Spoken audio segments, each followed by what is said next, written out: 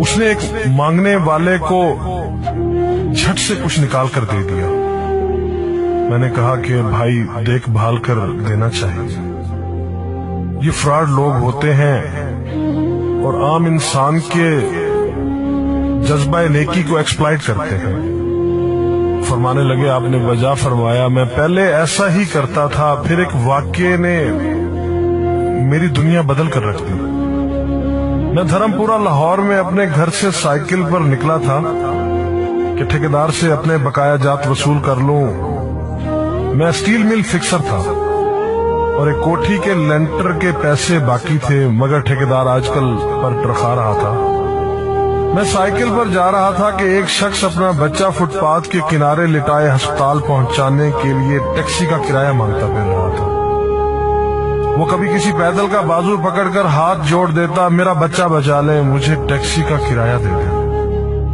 تو کبھی motor cycle والے کو ہاتھ دے کر روکتا، کبھی کسی کار والے کے پیچھے بھاگتا کہ وہ کار میں اس کے بچے کو ہسپتال پہنچا دے۔ کوئی رکتا تو کوئی نہ رکتا، جو رکتا وہ بھی اسے گھور کر دیکھتا اور آپ والی سوچ کر اسے ڈانٹتا، کام کر کے کھانے کی نصیحت کرتا اور آگے نکل جاتا۔ میں جو سائیکل سائیڈ پر روک کے ایک پاؤں زمین پر ٹیک کے اس کا تماشا دیکھ رہا تھا، اچانک اس کی نظر مجھ پر بھی پڑی۔ اس نے میری سائیکل کا ہینڈل پکڑ لیا۔ بھائی جان خدا کے لیے میرے بچے کی زندگی بچا لیں، اس کو سخت بخار ہے، آپ نیچے اتر کر اس کو دیکھ تو لیں، آپ کو یقین آ جائے گا۔ آپ دیں گے تو شاید کسی اور کو بھی اعتبار آ جائے، مگر میں بھی آپ کی طرح سوچ رہا تھا۔ پھر جس جارحانہ انداز میں اس نے میری سائیکل کا ہینڈل پکڑ رکھا تھا، لگتا تھا کہ ادھر میں سائیکل سے اترا اور ادھر وہ سائیکل پکڑ کر بھاگ جائے گا۔ میں نے بھی اسے کام کر کے کھانے کی تلقین کی اور پچھلے جمعے میں سنی ہوئی حدیث اس کو بھی سنا دی۔ کما کر کھانے والا اللہ کا دوست ہوتا ہے، اور اپنا ہینڈل چھڑا کر بڑبڑاتا ہوا آگے چل پڑا۔ حرام خور ہمیں بے وقوف سمجھتے ہیں۔ 2-3 گھنٹے کے بعد جب میں بقایا جات وصول کر کے واپس آیا تو وہ ابھی اسی جگہ کھڑا مانگ رہا تھا۔ بچے کو اب وہ سڑک کے پاس لے آیا تھا اور اس کے چہرے سے کپڑا بھی اٹھا رکھا تھا، وہ دھاڑے مار مار کر رو رہا تھا۔ اب وہ بچے کے کفن دفن کے لیے مانگ رہا تھا۔ میں نے سائیکل کو روک کر پاؤں سے نیچے ٹیکا اور میت کے چہرے کی طرف دیکھا۔ پھول کی طرح معصوم بچہ زندگی کی بازی ہار گیا تھا۔ میرے رونگٹے کھڑے ہو گئے۔ میں نے جیب میں جو کچھ تھا بقایا جات سمیت سب بغیر گنے نکال کر باہر پھینکا، اور اس سے پہلے کہ اس کا باپ میری طرف متوجہ ہو، سائیکل اس تیزی سے چلا کر بھاگا گویا سارے لاہور کی بلائیں میرے پیچھے لگ گئی ہوں۔ میں گھر پہنچا تو میرا برا حال تھا۔ تھوڑی دیر بعد مجھے بخار نے آ گھیرا۔ بخار بھی کچھ ایسا تھا گویا میرے سارے گناہوں کا کفارہ اسی بخار سے ہونا تھا۔ گھر والے مجھے ہسپتال کے لیے لے کر نکلتے اور میں چارپائی سے چھلانگ لگا دیتا۔ مجھے ہسپتال نہیں جانا تھا، میں اسی بچے کی طرح ایڑیاں رگڑ رگڑ کر مرنا چاہتا تھا۔ 2-3 دن کے بعد بخار کو تو آرام آ گیا، مگر میں ذہنی مریض بن گیا۔ مجھے لگتا گویا میرا اپنا اکلوتا بیٹا جو 3ری کلاس میں پڑھتا تھا وہ اس بچے کے کفارے میں مر جائے گا۔ میں نے بچے کا اسکول جانا بند کر دیا۔ بیوی کے بار بار اصرار کے باوجود میں بچے کو اسکول تو کیا دروازہ کھولنے بھی نہیں جانے دیتا تھا۔ 40 دن گزر گئے تھے اور بچے کا نام اسکول سے کٹ گیا تھا۔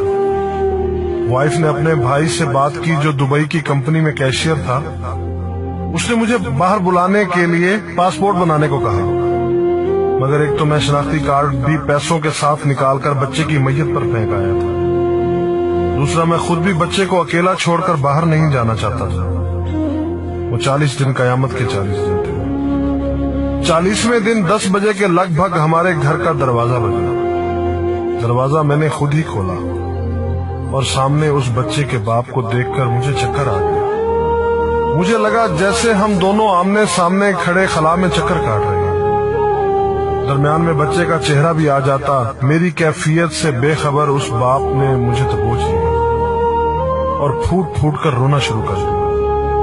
وہ کچھ کہنے کی بجائے میری ٹھوڑی کو ہاتھ لگاتا اور اسے چوم لیتا، جبکہ میں پتھر کا بت بنے اس کی گرفت میں تھا کہ اچانک مجھے جھٹکا لگا اور میری چیخ کچھ اس طرح نکلی جیسے کسی کو پانی پیتے وقت اچھو لگ جاتا ہے اور پانی اس کے منہ اور ناک سے بہہ نکلتا ہے۔ میں اس بچے کے باپ کو سختی کے ساتھ سینے سے لگائے یوں رو رہا تھا گویا اس کا نہیں بلکہ میرا بچہ مر گیا ہے۔ ہمارے رونے سے گھبرا کر پورا محلہ اکٹھا ہو گیا تھا۔ آہستہ آہستہ 40 دنوں کا غبار نکلا، اس کو میں گھر میں لے کر آیا۔ محلے والے بھی آ گئے تھے جنہوں نے اس آدمی سے بہت افسوس کیا۔ کچھ دیر بعد اس نے اپنی جیب سے میرا شناختی کارڈ نکالا اور مجھے واپس کیا، پھر جیب میں ہاتھ ڈال کر کچھ پیسے نکالے اور میرا شکریہ ادا کر کے کہنے لگا کہ آپ کے پیسے بڑے برکت والے تھے، شاید آپ کے خلوص کی برکت تھی کہ میرے بہت سارے کام ہو گئے۔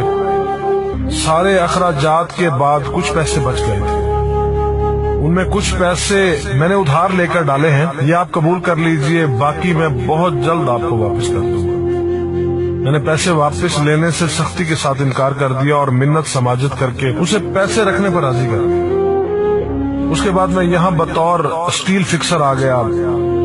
میں جی جان سے کام کرتا تھا، چند ماہ میں ترقی کر کے فورمین بن گیا۔ 3 سال بعد میں نے سالے کی مدد سے اپنی کمپنی بنا لی اور اس بچے کے والد کو بھی اپنی کمپنی میں بلا لیا۔ آج وہ میری کمپنی میں فورمین ہے۔ اس بچے کے بعد اللہ نے اس سے 2 بیٹوں اور 1 بیٹی سے نوازا ہے۔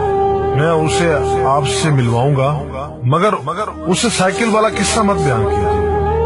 وہ آج تک نہیں پہچانا کہ میری سائیکل روک کر اس نے مجھ سے سوال کیا تھا۔ وہ مجھے ولی اللہ سمجھتا ہے جس نے اس بچے کی لاش دیکھ کر سب کچھ نکال کر دے دیا۔ قاری صاحب، اس دن کے بعد میں کسی کو خالی ہاتھ نہیں لوٹاتا۔ قاری صاحب، اس دن کے بعد میں کسی کا ہاتھ خالی نہیں لوٹاتا۔ تھوڑا سا دینے سے نہ وہ امیر ہوتا ہے اور نہ میں غریب ہوتا ہوں۔ بس دل کو تسلی ہوتی ہے کہ میں اس بچے کا خون بہا ادا کر رہا ہوں۔ رہ گئی لوٹنے کی بات تو قاری صاحب، ہمیں کون نہیں لوٹتا؟ جوتے والا ہمیں لوٹتا ہے، کپڑے والا ہمیں لوٹتا ہے، سبزی اور گوشت والا ہم کو لوٹتا ہے۔ اتنا لوٹنے کے بعد اگر کوئی ہمیں اللہ کے نام پر لوٹ لے تو شاید حشر میں ہماری نجات کا سامان ہو جائے کہ یہ بندہ میری خاطر میرے نام پہ لوٹتا رہا ہے۔